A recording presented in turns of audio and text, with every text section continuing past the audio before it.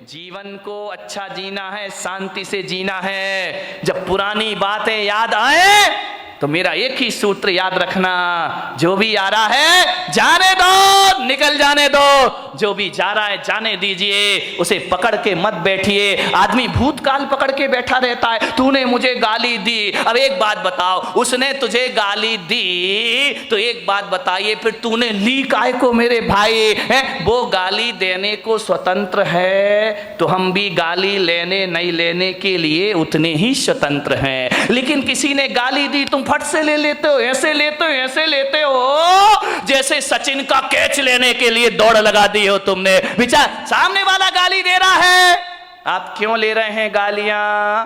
पहले जमाने में आपको मालूम है, अपने संवाद को भेजने के लिए लोग चिट्ठियां लिखा करते थे। चिट्ठी लिखते थे और क्या करते थे मालूम है? उस चिट्ठी में टिकट नहीं लगाते थे। बैरंग चिट्ठी, बैरंग लेटर क्यों डालते थे? कि जल्दी पहुंच जाएगा। ध्यान रखिए, बाहरे देश का स्टैंडर्ड जल्दी पहुंचाने के लिए बेईमानियां शुरू हो गई। आप बताइए, जिस लेटर में चिट्ठी ना हो उस लेटर को बैरंग लेटर बोला जाता है, बैरंग चिट्ठी बोली जाती है। और वह चिट्ठी यदि सामने वाले के पास जाए और जब वो चिट्ठी लेगा तो क्या करना पड़ेगा उसको? बोलो, पैसे देना पड़ेंगे ना? कितने देना पड़ेंगे? डबल देना पड़ेंगे, क्योंकि टिकट नहीं लगी है, वहां का भी चार्ज लगेगा, यहां का भी चार्ज लगेगा। एक बात बताइए बारामती वालों, यदि बैरंग चिट्ठी तुम्हारे घर में आई है, आपको डबल पैसा देना पड़ेगा। और यदि आप चिट्ठी नहीं छुड़ाते हैं तो चिट्ठी लौट के कहां जाएगी? बोलो, चिट्ठी नहीं लिखी कभी? पैदा होते ही मोबाइल ले लिया क्या हाथ में? वह चिट्ठी लौट के वहीं जाती है जहां से आती है। यदि आपने चिट्ठी नहीं छुड़वाई तो बैरंग लेटर, बैरंग वापस चला जाता है, और जब वहां जाता है तो उससे डबल किराया वसूल किया जाता है। आपसे मेरा निवेदन है, गाली भी एक बैरंग चिट्ठी हुआ करती है, सामने वाला हमें दे रहा है, और यदि हम उस गाली को स्वीकार ना करें, उस गाली को ना लें, तो गाली लौट कर कहां जाएगी? जहां से आई है वही। लेकिन आदमी तो बैरंग चिट्ठी लेने को तैयार खड़ा है, पढ़ से ला क्या लिखा है। ध्यान रखना, जितना चिट्ठी भेजने वाला स्वतंत्र है, उतना लेने या नहीं लेने वाले आप भी स्वतंत्र हुआ करते हैं। किसी ने गाली बकी, आप लेते क्यों हो? उसको वापस छोड़ दीजिए, जहां से गाली आई है वहीं पर लौट कर चली जाए। भूतकाल के लिए कभी क्रोध मत करो, वो समय गुजर गया, वो परिस्थिति गुजर गई, वो वातावरण चला गया। क्रोध अभी तक सीने से लगा के बैठे हो, ध्यान रखिए, रात गई सो बात गई, भूल जाइए उसको। वरना कुछ लोग बचपन की दुश्मनी को आज तक अपने सीने से लगाकर, अरे किसी ने कुछ कह दिया, दो बातें कह दी, अरे तो क्या बिगड़ गया अपना है? यदि लड़ाई झगड़े में तुम जीत गए, जब भी ध्यान रखना, देवरानी से लड़ाई हो, सास से लड़ाई हो, भाई भाई की लड़ाई हो, बाप बेटे में लड़ाई हो, आदमी ये प्रयास करता है कि मैं जीत जाऊं, सामने वाला हार जाए तो बड़ी शांति मिला करती है। एक बात बताइए, आप एक बात मुझे बता दीजिए कि आप यदि छोटे मोटे झगड़ों में जीत गए तो क्या रामनाथ कोविंद आपको भारत रत्न का अवार्ड देंगे? नहीं नहीं देंगे तो बताओ, फिर खूब लड़ो, हाथ में डंडा ले लो, पत्थर, कौन सा सम्मान मिल जाएगा? यदि दो लोगों के विवाद में एक आदमी जीत गया तो उस समय ये सोचना, इससे मुझे कौन सी उपलब्धि मिल गई, कौन सा प्रधानमंत्री मेरा सम्मान कर देगा, कौन सा राष्ट्रपति मुझे अवार्ड देगा, कौन मुझे भारत रत्न बना देगा। आप बताइए, आप जीत भी गए भाई से झगड़ के, देवरानी से यदि जिठानी जीत भी गई तो कौन सा उसे वर्ल्ड कप इनाम में मिल रहा है? विचार करिए, आप इतना दिमाग लगा लीजिए, लड़ने की क्या जरूरत, झगड़ने की क्या जरूरत है? और इस लड़ाई में जीत भी गए तो कौन सा हमारा नाम हो जाएगा, कौन सी मालाएं हम पर डलेंगी? अरे इतना ही जीतने का शौक है ना, तो जाओ सीमा पर पाकिस्तान को जीत कर आओ, भारत तुम्हें सम्मान की निगाहों से देखेगा, हिंदुस्तान में तुम्हारा सम्मान बढ़ेगा। और मैं आपसे निवेदन कर रहा हूं, पाकिस्तान को जीतो या ना जीतो, महावीर की तरह खुद को जीत लो, दुनिया तुम्हें भगवान मानना प्रारंभ कर देगी, दुनिया तुम्हें पूजा करना प्रारंभ। जीतना है तो अपने आप से जीतो, लड़ना है, झगड़ा करना है तो अपनी गलत प्रवृत्तियों से झगड़ा करो। ये दुनिया तुम्हें महापुरुषों की श्रेणी में ले जा करके बेटा। आदमी छोटी मोटी लड़ाइयों को बहुत बड़ी जीत समझता है। दो भाई लड़ गए, जीत गए तो अरे हम तो बहुत बड़े विश्व विजेता बन गए। इन जीतों में, छोटी जीतों से खुश मत हो। यदि क्रोध को जीतना है तो ध्यान रखिए मान्यवर, बात छोटी है, बात बहुत बड़ी है। समझो तो बड़ी है, ना समझो तो बात की कोई कीमत नहीं है। ध्यान रखिए, दिक्कत इसी बात की है कि हम लोग छोटी जीत को बहुत बड़ी जीत समझा करते हैं। क्या होगा, किसी से बहस करने में जीत गए, ये बहुत बड़ी जीत नहीं होती है। जीते हो किसी ने देश तो क्या, हमने तो दिलों को जीता है। ध्यान रखिए, दिलों को जीतने का प्रयास करिए। किसी से लड़के जीत गए तो बहुत बड़े विजेता या सम्राट नहीं कहला जाओगे। एक बात याद रखना, यदि कमठ जीत भी जाता तो दुनिया उन्हें पारसनाथ नहीं मानती। रावण जीत भी जाता तो राम की तरह उनके मंदिर नहीं बनाए जाते। ध्यान रखना, रावण हार गया, राम जीत गए। लेकिन एक बात ध्यान रखना, राम इसलिए महान नहीं है कि उन्होंने रावण को मारा है। राम इसलिए महान है कि पूरे दो साल तक रावण से युद्ध चला, लेकिन राम के चेहरे की मुस्कुराहट कभी खत्म नहीं हुआ करती है। इसलिए राम के दुनिया में मंदिर बनाए जाते हैं। ध्यान रखिए, थोड़ा सा समझने का प्रयास करिए। मान्यवर, कई लोग भविष्य के झगड़े करते हैं,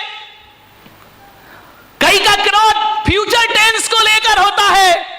मेरा क्या होगा, कल कह रहा था ना वो सेठ, मेरे बच्चों का क्या धत तेरे की सामान 100 बरस का पल की खबर। क्यों जोड़ रहा, क्यों इतना सब कुछ कर रहा, आने वाली पीढ़ी के लिए जोड़ करके जा रहा हूं, उनका भविष्य बना रहा हूं। अपना बच्चों का भविष्य बनाने में भाई का भविष्य बिगाड़ देते हो आप। विचार करिए, अपनी आने वाली पीढ़ियों के भविष्य के लिए वर्तमान पीढ़ियों को आप तबाह कर देते हो। ध्यान रखना है मान्यवर, भविष्य को लेकर क्रोध करते हैं। एक मुल्ला नसरुद्दीन था, वो बंबई जा रहा था, पूना से, यहां से तुम्हारी बारामती से बंबई जा रहा था। बेटा स्कूल से आया, जैसे ही स्कूल से बेटा आया उसने बैग रखा, मुल्ला ने तड़ा तड़ 10-20 चांटे जमा दिए उसके गाल में। पत्नी बोली, यार तुम्हारा दिमाग खराब हो गया है, बच्चा अभी स्कूल से आया है और तुमने इसको 10 चांटे लगा दिए। अरे मुल्ला ने कहा, तू चुप खड़ी रहे, तू बीच में मत बोल। अरे तो बोले, तू मार काय को रिया है? बोले, मैं बंबई जा रहा हूं इसलिए इसकी पिटाई कर रहा हूं। अरे यार ये कोई बात है कि तुम बंबई जा रहे हो, बच्चे की पिटाई कर रहे हो? अरे बोले, मार लेने दे आज इसको जी भर के। अरे बोले, तू कैसा बाप है भाई, एक बाप बच्चे से दूर जाता है तो गले लगाता है, प्यार करता है, और तू इसकी पिटाई कर रहा। मुल्ला ने कहा, आज इसे जी भर के पीट लेने दे, मैं बंबई जा रहा हूं, महीने भर लौट के नहीं आऊंगा, आज इसे पिटाई करके जाऊंगा। अरे पत्नी ने कहा कि यार मार क्यों रहा है? बोले, तू नहीं समझेगी, मार इसलिए रहा हूं कि अब मैं महीना भर तो घर आऊंगा नहीं, परसों इसका रिजल्ट आने वाला है और मुझे मालूम है फेल होगा, और जब मैं यहां नहीं रहूंगा तो इसे मारेगा कौन? तेरे की आदमी, फिजूल की बातों के झगड़े हमारे घरों में हुआ करते हैं। जिठानी लड़ती है, पति समझाता है कि झगड़ा मत कर, तुम कुछ नहीं समझते हो, तुम्हें अपने बच्चों का भविष्य दिखाई नहीं दिया करता है, भविष्य को लेके झगड़े कर रहे हो। एक बात ध्यान रखिए, न भूत को स्मरण करो, न भविष्य की चिंता करो, वर्तमान में जियो और वर्धमान बन करके खड़े हो जाइए, आपके जीवन की समस्याओं का हल हो जाएगा। जो वर्तमान में जिएगा वो वर्धमान होगा, जो भूत में जिएगा भूत बन जाएगा। भविष्य हमारे हाथ में होता नहीं है, ध्यान रखिए। मान्यवर, किस बात के झगड़े होते हैं? छोटी छोटी बातों पे लड़ जाते हैं हम लोग। दिक्कत इस बात की है, जहां 4 लोग मिलते हैं, बात की शुरुआत तो बहुत अच्छे से होती है, इतने अच्छे से, लेकिन एंड बहुत बुरा हुआ करता है। लास्ट में हमारी सभाओं का, हमारी मीटिंगों का अंत लड़ाई झगड़े से हुआ करता है। इकट्ठे तो होते हैं, आओ बैठो कुछ विचार विमर्श करेंगे, ऐसा विचार विमर्श होता है कि बाद में हाथापाई पर नौबत आ जाया करती है। मान्यवर, आज संसद में क्या हो रहा है, विधानसभा में क्या हो रहा है, माइक फिक रहे हैं, कुर्सियां फिक रही हैं, जूते फिक रहे हैं, ये देश का आदर्श हो गया है। क्या प्रेरणा लेगी जनता इन लोगों से? मान्यवर, जीवन को महान बनाना है तो सहन करना सीखिए। सहनशीलताएं खत्म हो गई हैं हमारी। दो बात किसी की कोई बर्दाश्त नहीं करता है। पति कहता है मैं पत्नी की नहीं सुनूंगा, पत्नी कहती मैं तुम्हारी नहीं सुनूंगी, सास कहती मैं बहू की क्यों सुनूं, बहू कहती है मैं बुढ़िया की क्यों सुनूं। अब तुम अपने घरों में तो किसी की सुनना नहीं चाहते हो और मेरे कमरे में आके मुझे सब सुना के चले जाते हो। तो भैया जब सास नहीं सुन रही, बहू नहीं सुन रही, भाई नहीं सुन रहा, देवर नहीं सुन रहा, तो पुलक सागर काहे को सुनेगा तुम्हारे? जो आता है वो मुझे सुना के हमारे घर में ये हो रहा वो हो रहा, इसका स्वभाव खराब उसका स्वभाव खराब। जब तुम नहीं सुन रहे तो मैं काहे को सुनूं? लेकिन मैं अपने को किस्मत वाला समझता हूं कि जो बच्चे माँ बाप की नहीं सुनते, जो सास ससुर की नहीं सुनते, जो भाई भाई की नहीं सुनता, देवरानी जिठानी की नहीं सुनता, मेरी किस्मत है कि घंटे भर तुम शांत होकर मुझे सुनते हो। इससे ज्यादा मेरी किस्मत दूसरी। कितने शांत होकर सुन रहे, मैं कुछ भी बोल रहा हूं, तुम तो बड़े शांति से सुन रहे। एक बात बताऊं बारामती वालों, इतने शांति से यदि घर की बातें सुन लो, घर वालों की सुन लो, तो तुम्हारे घर में झगड़ा होने का कोई चांस पैदा है। लेकिन हम घर में तो सुनना ही नहीं चाहते हैं। सास शेर तो बहू, कौन बोला सवा शेर, खूब लड़ी मर्दानी वो तो झांसी वाली। नहीं, थोड़ा सा सहन करो, सुनो, सुनने की कला डालिए, सुनाइए मत, ज्यादा मत सुनाओ किसी को, ज्यादा मत बोलो, कम बोलो, मौन रहो, ज्यादा मत बोलिए। ज्यादा बोलने के लिए पुलक सागर बैठा है ना तुम्हारी बारामती में, जितना भी ज्यादा बोलना मुझसे बुलवा लो, लेकिन तुम लोग ज्यादा, मेरी लोग सुन लेंगे, तुम्हारी कोई सुनने वाला नहीं है, ध्यान रखना। मान्यवर, विचार करिए, क्रोध आता है। मैं बच्चों से निवेदन करूंगा, घर में मम्मी पापा यदि लड़ते हैं तो मैं बच्चों को एक सूत्र दे रहा हूं। जो बच्चे नहीं आए हैं उन्हें मेरी ये सीडी सुना देना, प्रवचन सुना देना, यूट्यूब में दिखा देना, आपका क्रोध 2 मिनट में भाग जाएगा। जब मम्मी पापा बहुत क्रोध कर रहे हो ना, तो आजकल एक वो आया है, एक पेन है जिसमें रिकॉर्डिंग हो जाती ना, वीडियो बन जाती है, आवाज वॉइस रिकॉर्डिंग हो जाती है। जब मम्मी पापा लड़े बेटा तो पेन में रिकॉर्डिंग कर लिया करो, फिर देखना ये क्रोध में क्या क्या बकते हैं। और जब ये शांत हो जाए, और शांत होने के बाद भी नहीं, जब घर में कोई मेहमान आए तो उन्हें नमोकार मंत्र की धुन मत सुनाना, नमोकार मंत्र की झनकार नहीं, मम्मी पापा की टनकार सुनाना। उस समय पता लगेगा कि हम क्रोध में क्या क्या बोल गए। क्रोध में ध्यान रखना, क्रोध में आदमी बेहोश हो जाता है, उसे होश नहीं रहता कि मुझे क्या बोलना है। एक बार एक आदमी तो क्रोध में इतना बोला, गुस्से में इतना बोला, अपने बच्चे को बोला, अब एक गधे की औलाद। बच्चे ने कहा सही कह रहे हो बापू, ध्यान रखिए, बीच आदमी होश थोड़ी रहता, मैं गुस्से में बोल के आ रहा हूं, अब एक गधे की औलाद। अब विचार करिए, उसने कहा, गुस्से में एक पति ने पत्नी से कहा कि क्यों नहीं, जब तेरी शादी हुई थी तू पागल थी क्या, जो मेरे से शादी, पागल थी क्या जो शादी के समय तूने नहीं देखा मुझे, अब तुझे गुस्सा आ रहा है, पागल थी क्या? पत्नी ने कहा पागल नहीं होती तो तुझसे शादी काहे को करती, ये पागल ही तो था। एक बार क्या हुआ, एक पत्नी ने अपने पति से कहा यार तू तो इतना भोला है, इतना भोला है, इतना भोला है कि तुझे तो कोई भी बेवकूफ बना सकता है। पति ने कहा ज्यादा मत बोल, बोले तुझे कोई भी बेवकूफ बना सकता है। पति ने कहा बिल्कुल सच कह रही है, सबसे पहले बेवकूफ तो तेरे बाप ने मुझे बनाया जो तेरे से शादी कर दी। ध्यान, आदमी क्रोध में क्या क्या भूल जाता, उसे होश ही नहीं रहता, पता ही नहीं रहता। सब रिकॉर्डिंग कर लो, और जब मेहमान आए, यदि सासू बहू लड़ रही हो ना तो देवरानी रिकॉर्डिंग कर ले, और जब कोई मेहमान आए तो चालू कर देना, शर्म से पानी पानी हो जाएंगे लड़ने वाले।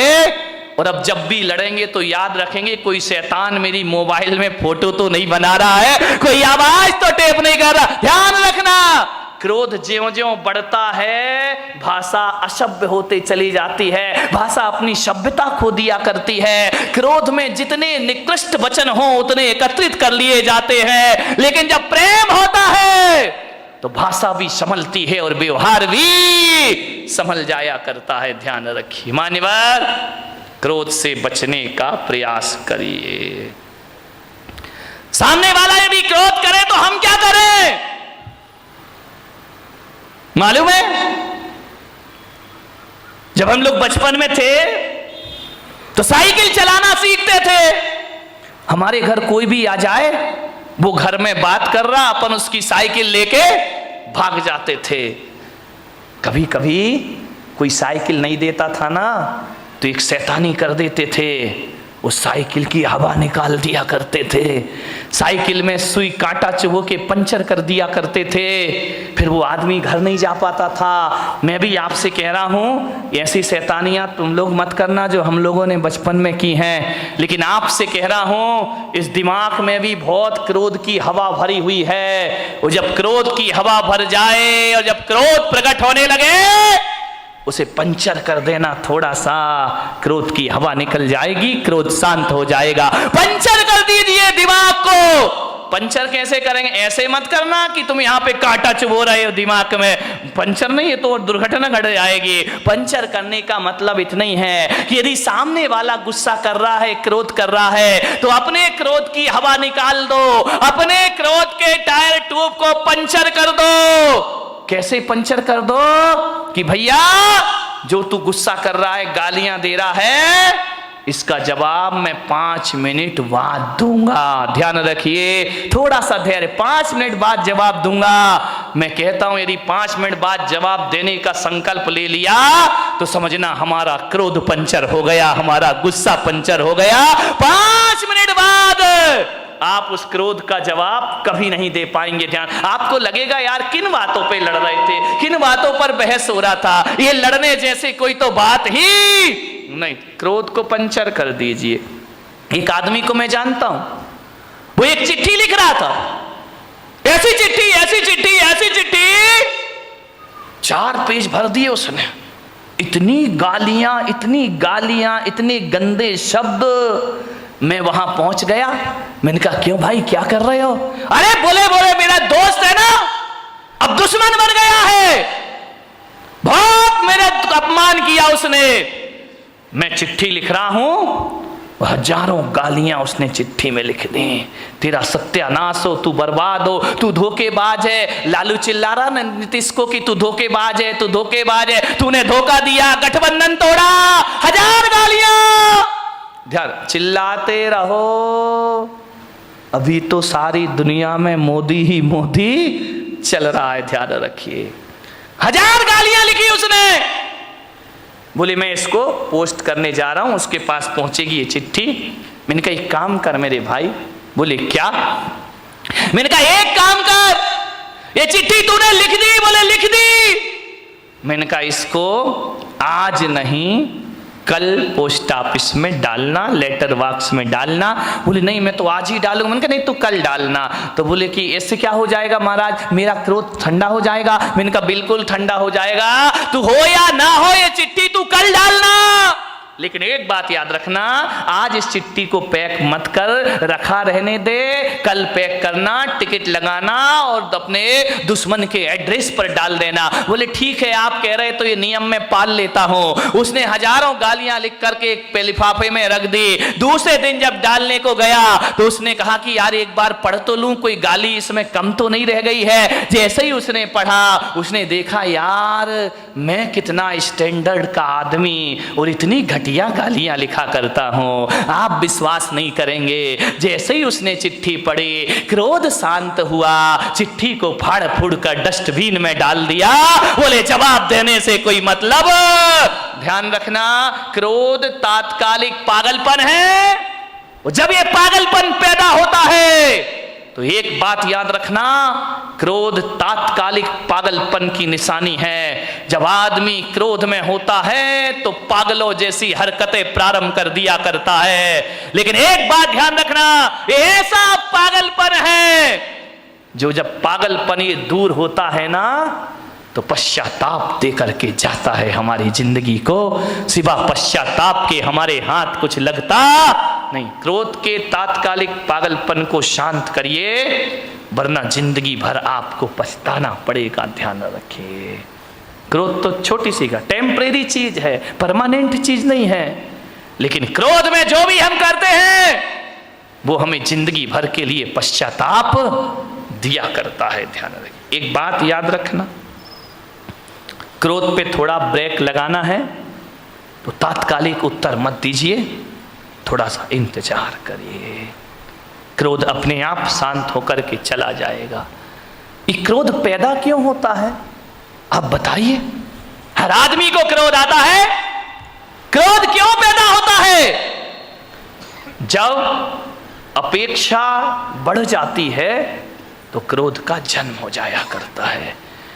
उम्मीदें लगाते हैं हम बहुत ज्यादा उम्मीद लगाओगे, ज्यादा अपेक्षाएं रखोगे और उस अपेक्षा की उपेक्षा हो गई तो महाभारत प्रारंभ हो जाएगा। ध्यान रखिए, आप घर से चल के आ रहे हैं, आपका दोस्त रास्ते में मिल गया, आपने उम्मीद लगाई, आपने अपेक्षा लगाई कि राम राम करेगा, जय जिनेंद्र करेगा, देखेगा, मुस्कुराएगा, और यदि उसने नहीं देखा और तुम्हें देख करके मुंह फेर लिया, भीतर क्या प्रयोग होगा? क्रोध पैदा हो जाएगा। अच्छा बच्चों, हमसे ही बच के चल रहा है, हमसे आंखें फेर रहा है, कल तक हमारा दोस्त था, आज निगाहें फेर के जा रहा है, देख लूंगा मैं तुझे। क्रोध पैदा हो गया। ध्यान, आपसे एक निवेदन है, यदि कोई अम्मा जी बीमार पड़ जाए, दो बहुएं उसकी हो और दो बहुएं घर में हो, और जब बीमार पड़ती है तो अम्मा जी अपेक्षा रखती है कि एक बहू आकर मुझे एक गिलास पानी देगी, टैबलेट देगी, दवाई देगी, एक बहू मेरे सिर दबाएगी। ध्यान रखना, आप सोचते हैं कि बहू सेवा करेगी और बहू ने सेवा नहीं की तो क्या पैदा होगा? क्रोध पैदा होगा। अच्छा, खा रही हैं, रह रही हैं आराम से, थोड़ी सी सेवा नहीं करती, मैं बीमार पड़ी हूं, आके नहीं देख सकती हो।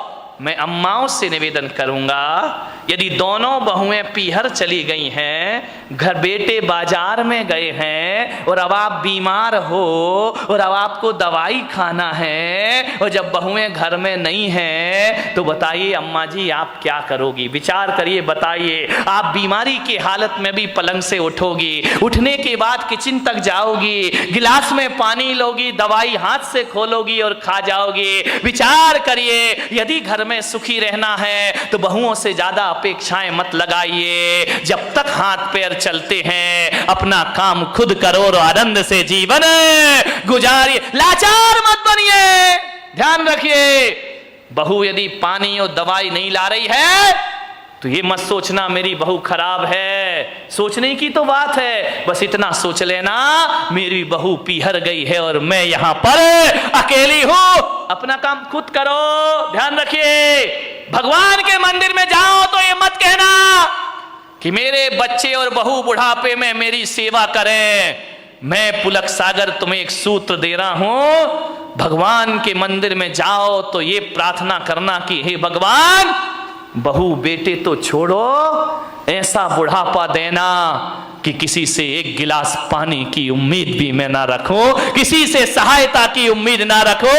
इतनी ताकत देना भगवान कि अपना काम में मरते दम तक अपने हाथों से, फिर लड़ाई कहां से होगी, फिर झगड़े कहां से होंगे?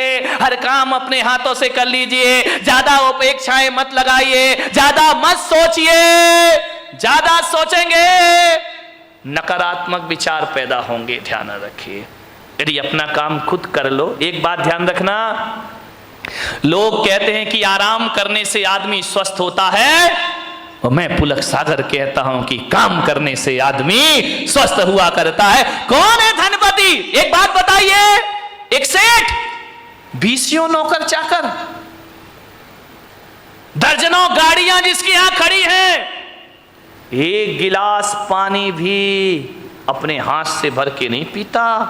नौकर पानी लाके देते हैं, दूध वाला दूध लाके देता है, सब्जी वाला सब्जी लाके देता है, बहुएं हाथों पे खाना लिए खड़ी रहती हैं, 4 नौकर आगे और 4 नौकर पीछे चलते हैं। ऐसी जिंदगी बना ली इस आदमी ने। बिना नौकरों के जिंदगी नहीं चलती है। और एक बात बताओ मेरे भाई, जिस दिन नौकर नहीं आए उस दिन क्या हालात होंगे तुम्हारे। जिस दिन बहुओं ने देना बंद कर दिया उस दिन क्या हालात होंगे तुम्हारे। मैं उस आदमी को धनपति नहीं मानता जिसका पानी का गिलास नौकर लेके चलता है।